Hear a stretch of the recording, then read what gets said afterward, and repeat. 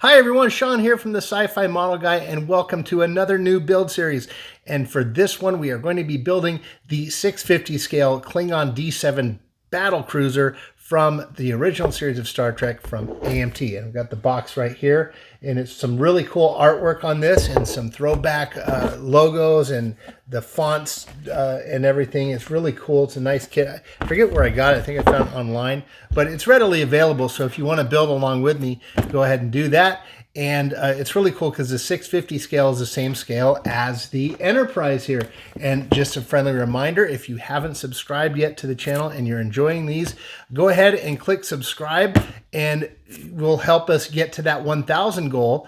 And with that, we're going to be doing a giveaway. If you have new to the channel here, we're going to be doing a giveaway of this very kit right here. We'll be building it to your specification, or the winner's specifications, as far as the name and the registry number. I can make the custom decals for you, light it how you wish, and we will have a lot of fun building that with some live streams and everything. So go ahead and to enter that, you just enter hashtag Enterprise in the comments of this video or any of the videos of the channel, and we'll grab those and pick a winner as soon as we hit 1,000 subs and it sticks for a week or so. That we'll be doing that drawing. So really looking forward to that. And we're almost there, kind of. We have, I think, 819 subscribers as of the recording of this. So the channel's doing really good. I want to thank everyone who has shown support for the channel and subscribed. Really means a lot, and the channel's gone way further than I ever thought it would, and I'm having a really good time. So looking forward to sharing that with you. And remember, also send in pictures of the things you're working on to the sci-fi model guy at gmail.com. And I will share those pictures with you. Now, again, today, I'm not going to be doing any viewer submissions, and I do apologize for that. I have committed to doing them for every episode, but for in this case, I'm going out of town starting tomorrow. I've got a lot to do, and I just didn't have the time to put together those viewer submissions, but I do see them, and I thank you for submitting them. But go ahead and keep sending those in, and we'll make sure to air those and show everyone in the community the fine work that you all are doing. And I really appreciate it. Some really great submissions have come in so far, and it's great to see what everyone's doing and the imagination that you all have, going back from building the constellation in the garage. There's a nice picture that someone had sent in that they did way back in the day. And there was another person, and the name escapes me right now, I apologize, but had like scratch built a ship out of like homemade parts. The only thing they purchased was glue. And it was good. The USS Reclamation. I'll get all that correction out there, so I apologize for that. I'm just pressed for time right now recording this intro, and then I got to go back for my trip. I'm going to be gone for 7 days, so I will have some more content up. I've got another project that we've been working on. I got some video there. And for this one, we're just going to introduce the unboxing of the D7 here and talk about the strategy that we're going to go through. Now, with that, I do have to give a bit of a correction here. So in the videos that I recorded on the D7, I had drilled out some holes for the windows. And then I'm going to be using this stuff called Solar Res, which is right here, to fill in the drill holes and get it nice and flush and look like actual windows instead of just holes in the plastic. So I'm using this, and then you use this neat little flashlight to cure it. Here, the thing is, I drilled the holes and filled it with the Solar Res before I light blocked the inside. So what that means is that the actual Solar Res, if I had left it in there and light blocked it, I would have had to re-drill all the holes because the light wouldn't have gotten through. It was a silly mistake. I want to say a different word, but it was a silly mistake on my part. So what I had to do is I ended up having to like drill through those, and I'm going to have to reapply the Solar Res after. I've got the model over there with the first coat of black on the interior to do the light blocking. And I feel really silly. So in this video, you're going to see me drilling the holes and actually squaring them up with a really neat tool that I purchased called the scribing tool. It's really neat, and it came out nice. Problem is, when I had to go through and re-drill the holes, I chunked it up a little bit, and so it's not going to turn out as nice as you're going to see. So if you're going to build along with me on this model kit, please make sure to keep that in mind. Light block the interior of your ship before you start drilling holes, or if you can do it. But if you're going to use the solar res like I was doing, and then just make sure you light block it first, and then do the drilling and the solar res, and it'll come out nicer. It's just a silly mistake, but you know what? Mistakes are what this channel is about. I learn every single model I do, every video I do. I'm learning something. So. Was it a little bit irritating? Yes. But I'm actually also thankful because I get to share this with you, and kind of maybe someone out there, I'll keep you from making the same mistake that I did. So there's that. Always full disclosure, and we show our mistakes on this channel.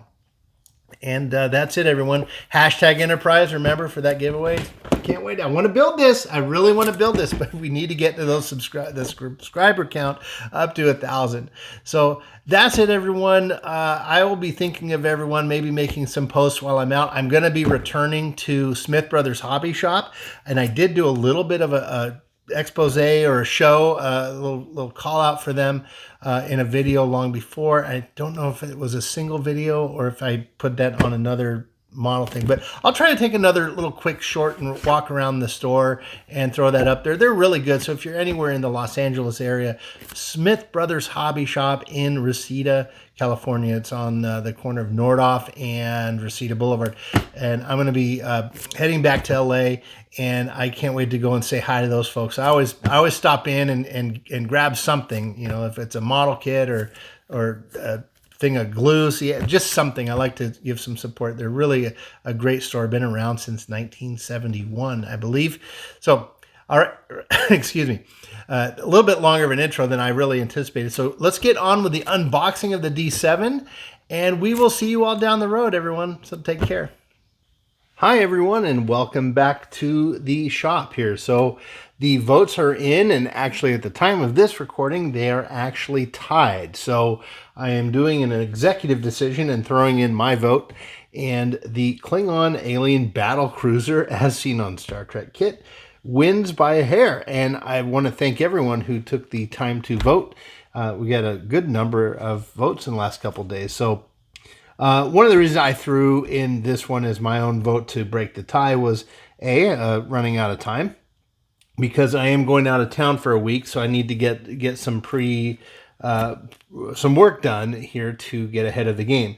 And the other thing is that this kit is likely going to be a little bit more simple than the Grissom is, and that one or the Runabout. So it's unopened, so we're going to unbox this thing. This is an AMT kit, and it is a 650 scale model. And the neat thing about that is that, if you recall, the Enterprise models from AMT are also in this scale. So you can create a nice little home standoff scene or a battle scene if you want. You can damage one of these or both, and do some real creative stuff with these two kits. So this is 14.5 inches long. There are 42 parts, which sounds actually like a lot compared to how simple the ship actually is. There are going to be some opportunities for lighting. We got some up here and around the front there. And I don't think the nacelles light up or anything like that. I'll do some checking on reference videos, especially with the enhanced or updated special effects that they did with the series, which I actually like. I know some people prefer, unaltered or unspecialized effects, but I happen to like them. I think the people who did them are paying a good service to the ideas and the work that the people did previously. They're not trying to outdo them. They're just trying to, show, I think, what the special effects folks back in the 60s would have done had they had more of a budget. But it's an interesting debate, to be sure. A lot of good opinions on both sides of that coin. All right, so we're just doing this unboxing here. And let me see. We'll read a little bit here. Klingons are a warrior culture known for their vicious nature and repugnant behavior. Driven by the pursuit of honor and glory, the Empire uses warships almost exclusively, and the Klingon D7 battlecruiser, which is this one, has served them well. Capable of faster-than-light travel and heavily armed, the ship's most dangerous asset is its cloaking device, supplying the ability to camouflage itself until the time of attack. The interior of the Klingon vessels are utilitarian in nature, keeping with Klingon ideals of strength, speed, and stealth. Going on here, the Klingon battlecruiser made its explosive debut in the second season of Star Trek, the original series. The original filming model of the ship was, in fact, created by AMT. Well, that's pretty cool. They were commissioned by the producers of the show to build it based on Matt Jeffries' design. And for Matt Jeffries, if anyone has heard of a Jeffries tube from Star Trek The Next Generation, Matt Jeffries is the person that is named after. Okay, going on. Since the original AMT release, revisions have been made to certain kit parts to precisely match the ship as it appeared on screen. Now, the most iconic enemy ship in Star Trek lore returns. The Klingon battlecruiser, produced in 1/650 scale. The kit features detailed parts, dome-style base, decal sheet, and assembly instructions. Okay, let's see. Here's a little scale drawing of the Enterprise against the Klingon cruiser. So, yeah, it's really nice. I like the throwback design of the packaging on here, as seen on Star Trek. They really make it cool. All right, so let's take this out. Okay, this is nice. I like the cardboard here. It's used to protect the kit.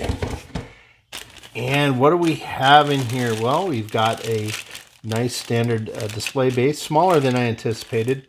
And of course the rod that we're not going to use because we're going to need to power the ship with a hollow tube. And it's an interesting color here. Ooh, some chrome parts. Yeah, it's kind of like this real greenish, kind of a ghostly appearance. Almost like it's a glow-in-the-dark kind of product. New this to Auto World. So yeah, Auto World, if you are interested in purchasing AMT kits, I think Auto World is the retailer where they sell them, the official place. I don't know if Auto World owns AMT or vice versa, but when I've been online looking to buy, kits, I'm often directed to Auto World. A little brochure. A lot of car stuff. Yeah, I could not get. I don't think I can get into the cars. There's so many of them. I would just buy everything. I've seen people's, garages and stuff that are into car building, and there's so many. It's like it's just stacked. I mean, I almost have that with spaceships. I think the reason I don't is just because there aren't as many spaceship models as there are cars, for sure. So, wow, nice decal. Set. This, I could tell it's nice quality here. Very colorful. Some good Klingon writing. And some windows and things. So these things are probably we're not probably gonna use these. I might just do paint for windows there. We'll make that decision later. Let me not throw this away here. Put these back in. That will be the last step, of course. And we'll take a quick look at the instructions. All right. So the Klingon battlecruiser spaceship. Very simple instructions, it seems. Wow. Okay, in fact, it is not even multi pages here. It's just two sides of a sheet. All right, so let's look at here. These two pieces come together. There's an antenna, I guess it's called here. And the boom here looks pretty simple. And then, oh wow, so okay, this is where all the 42 parts come into play. There's a lot of stacking on top of each other. Okay. Well, let's open up these pieces, huh? I always like doing these unboxings. It's kind of fun. You get to see what we're going to be working with.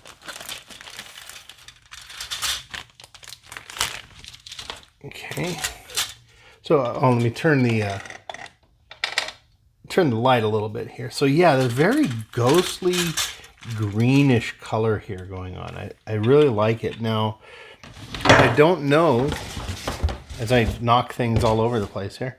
I don't know if the ship is, because it does look gray. Now I do know that the Enterprise had a good amount of green tinge to it. So I'm going to have to make a decision here on what color to paint this thing. I'll go back and watch some reruns on Paramount Plus and check out the D7 ship and just see what the color's like. It's a good quality plastic. It's very smooth. We're going to require quite a bit of paint for this. There's a lot of surface area going on here. So these are nice, these chrome parts here. Let's open these up.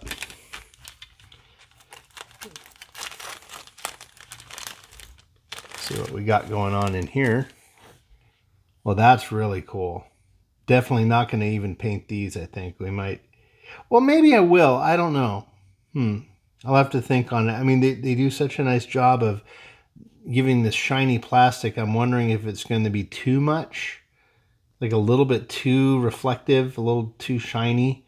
Because usually when I paint here, or when I, with the clear coat that we put on is kind of a dull matte coat, I kind of prefer things to be a little bit more on the softer side. But we'll see. I'm sure these are things that are going to go on the outside of the ship, so I can kind of lay them on there or put them on with a little bit of tape and take a look and see how they go. But something tells me these are going to end up getting primed and then sprayed with like a flat silver or a mica silver spray that I have. Okay. We'll just set these safely up here. This looks like part of the top there. And then, of course, the bridge. So that's pretty small. Looks okay. We'll open this last bag.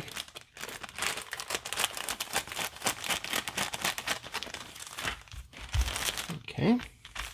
These are definitely going to need a nice bath and a nice scuffing. You can see here there's a lot of sheen and a lot of reflectivity here. So yeah, I can even feel and see I'm smudging it around. There is some residual oil or whatever the chemical is that they put in the molds to release these things. That's part of why we give them a nice bath in the soapy water. But yeah, a lot of flat surfaces here. So we're going to have a lot of things to scuff up with the old rotoscrub, which I have right here next to me. It's right here. This is the product called Rotoscrub, and you attach these to a drill, and they're just these little disc things, and it goes around and gives a nice scuff. I used to use steel wool. You can also use like those green pads. Kitchen cleaners do an okay job, or you can do the steel wool, but again, I moved away from this because it leaves little bits of the metal around. And you can also use an SOS pad, of course. But I've just gone with this Rotoscrub thing for the last few models, and it works fine for me. But whatever method you use, the important thing is that it is that you do scuff your model a little bit, and somewhat in that way it grabs onto the paint and gives everything a chance to kind of even out. So, and not peel off. So yeah, here's the neck. Actually, almost reminiscent of, let's see, War of the Worlds ship. That would be a cool kit. I wonder if they make those. I'm sure they do. I would love to build one of those. You can put the sound effects in there. Oh boy, that would be something. Have to make a note for myself. War of the Worlds model kit. That would be really good. Okay, so let's look at here, these larger pieces here. Now, these two things here, these are pretty common with a lot of kits. I wish they wouldn't do it, but this is this huge piece of flash on here, piece of the sprue, and it has to be taken off, but it's very thick. So let me stand up so I can show you. So this is extremely thick, so it's very hard to cut off. What happens when you try to cut these kind of things off sometimes is, you'll start cutting, and then you put this pressure on and it kind of warps the plastic or puts this weird line in there. So I'll probably end up using the Dremel to just slowly cut it off, and be very careful with this. So when you see these things on here, these big pieces, you don't want to just rip them off. You want to be very careful, because you'll end up taking a chunk of the ship out, and then you have to use some putty, and it never quite looks right. Okay, so here's where the stand goes. The neck is inserted in here, and it'll go together something like this.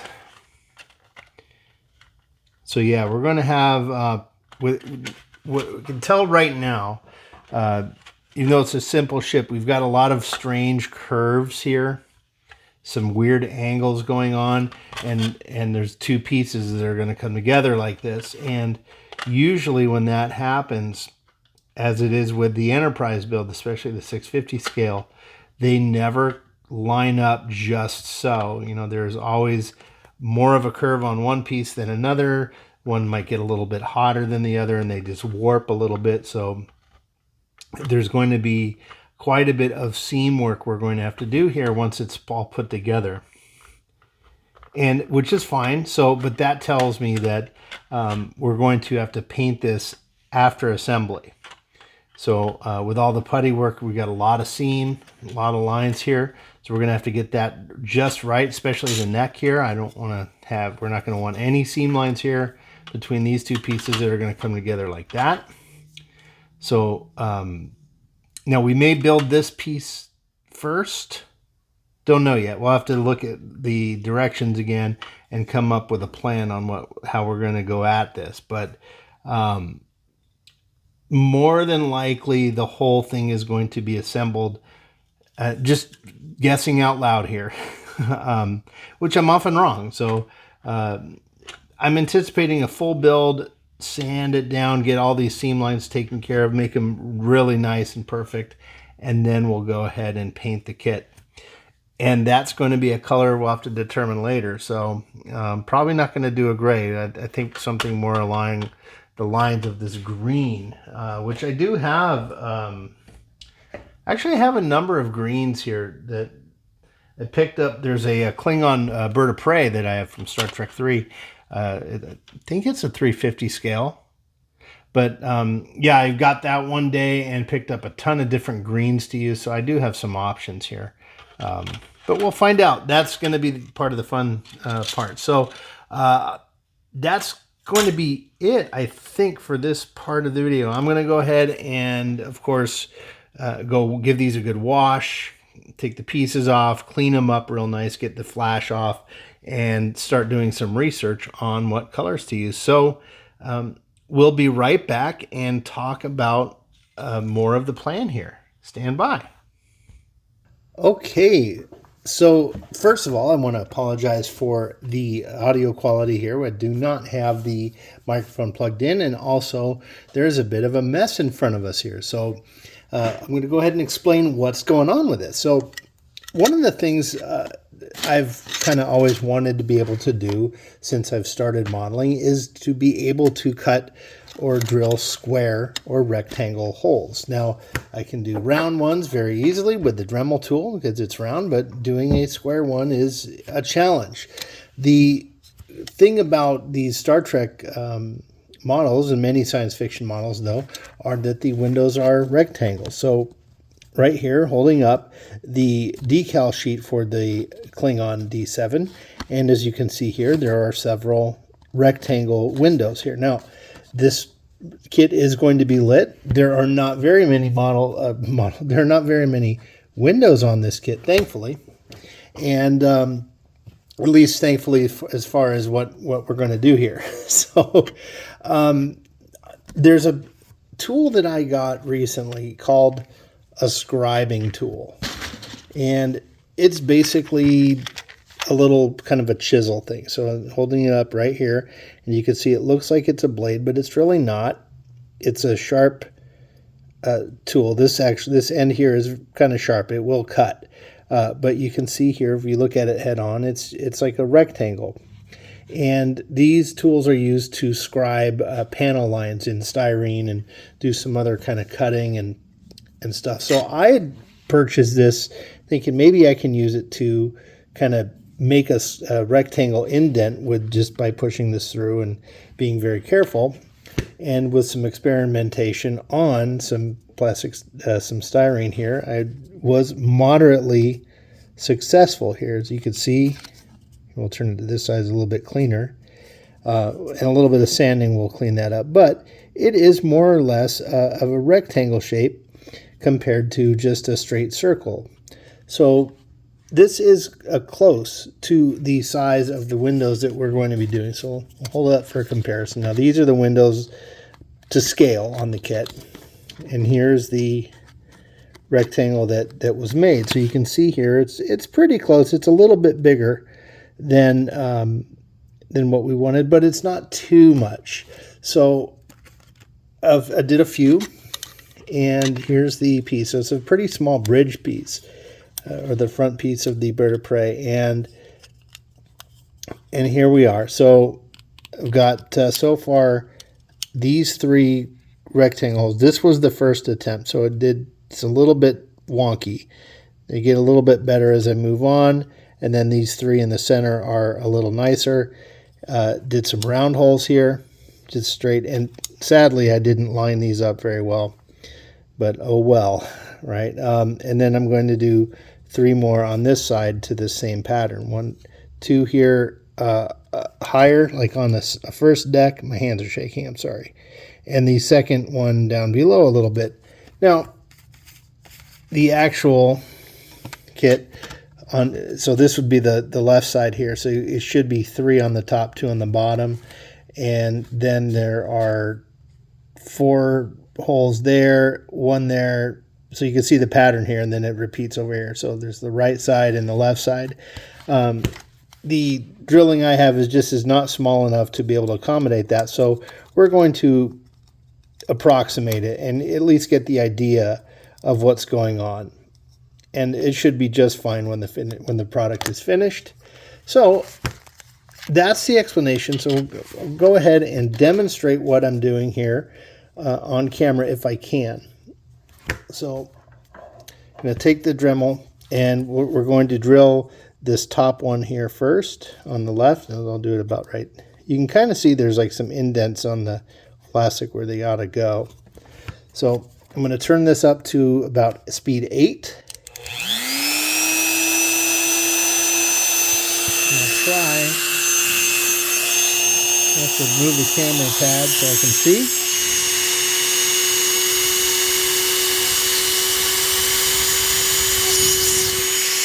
Okay, there we go.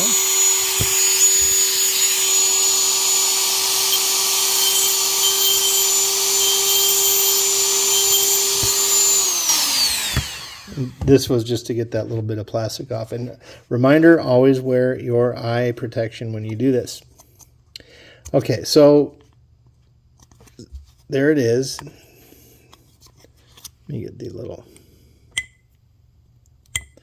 So the way I was doing this, now I might be doing this completely wrong, but I'm going to zoom in a little bit if I can. Let me tilt the... Let me get this lined up just right for you. So there's the hole. I'm going to do the best we can to make it a rectangle. So the way I start it with is I get this nice sharp X-Acto knife blade, and starting, I'm left-handed, so I'm going to cut from left to right. So all I'm doing is just applying a little bit of pressure here, not much, and then just kind of tilting it to the right. Put it down just a little bit and tilting it to the right, and that's kind of cutting in. You can kind of see it starting to slice into the plastic this way. Now I don't want to push too far because that would make the window too wide, see? So I'm not pushing it in very deep, just like enough to kind of lodge it in, and then putting pressure to the right. And I'm doing this several times. Now I'm going to do one in the middle. And I do apologize if it's not focusing. I'm going to do one in the middle here. And that's just to kind of weaken the plastic here on the right side of this circle that we drilled in. And then I'm going to turn the knife up and down, or perpendicular, and just kind of push down a little bit, just to weaken it that way a little. Okay, that's about right. Now I'm going to take the scribing tool and do the same thing that I did. So I'm going to stick the tool in here. Now this actually might be a little weird because I've got this nub. There's a piece of plastic on the other side of this that might interfere with it. So hopefully it will still work here. So I'm going to stick this in, and again, just move it to the right. Stick it in and move it to the right. And now, when I kind of get that loosened up, now I'm going to push straight down. And you can kind of see here it is starting to get that little bit of a rectangle shape. So I'm just going to push it straight down and wiggle it just a little bit. I'll take the other side.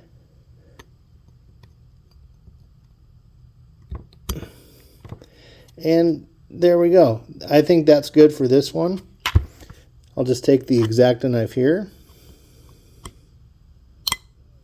and just clean that up just a little bit. So you can see here as I'm going forward, I'm getting a little bit better at it, and perhaps I should have practiced a few more times on some styrene. But the first one was good enough, at least it made me happy enough looking at it, that I said, oh, well, we'll just go ahead. Now, again, zoomed in, you're going to see a lot of flaws, but when I'm looking at it from about a foot away, it looks really nice. So again, don't let this zoom in feature fool you when you see these jagged edges and everything. You don't see that really in person. And not only that, but we do sand this down. So I'll hold this one up again if I can get it to focus. No, it's still struggling. There we go. So when I hold it a little closer, it is a little nicer than that styrene was, because I did sand it down. I just took some, 400 grit sandpaper and zoom out, and just kind of cleaned it up. And then on the back side here, you do get a little bit of flash coming through the throwaway stuff. And you can just kind of pick at that with your X-Acto knife or a pick or something and just knock it out of there, and it's fine. So that's it, everyone. That's how I did these little rectangle windows. And I think there is a variation enough to when this is lit, it will come out. So I'm going to do another one down here, about there, and then another one up here. And then I'll call that one done. And then from there, it's not Talk Like a Pirate Day. I don't know what's wrong with me. From there, we are going to do the neck.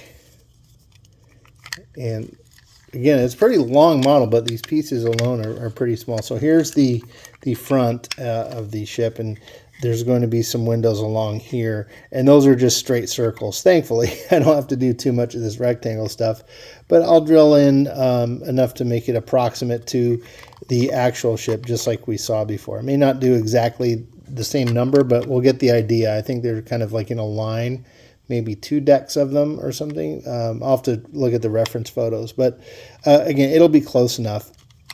And then, of course, after that, we're going to light block the interior with black, and then we'll end up having to definitely light block the outside because it's a very light colored plastic, and there's going to be a lot of light spots. I mean, this thing is almost a bulb, so we're really going to have to put quite a bit of black over there to get these light spots out. I'm not worried about light leaks so much because there's a small amount of seam. It's just the light blocking for the so we don't get any bleed through is going to be a challenge on this. But aside from that, everything else is going to be standard. Getting rid of these seam lines.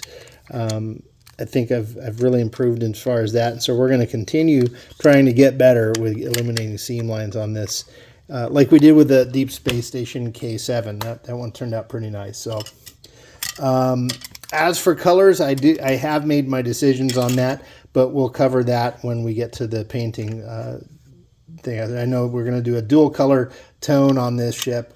One green and one gray. The green's going to be similar to this one, and the gray will be kind of more like the Enterprise. But we'll go over that scheme when the time comes. and when we're going to paint different pieces. But that's it. So the only bit of power is going to come in here on the front. I believe there's a red and green light maybe on the top, but no flashing or anything like that. Just basic lighting on this kit. But it should be nice. Might even power it with a battery, I think. Not even a power supply. We'll use a 9-volt battery. Okay. Well, that'll do it for now, everyone. We'll see you soon.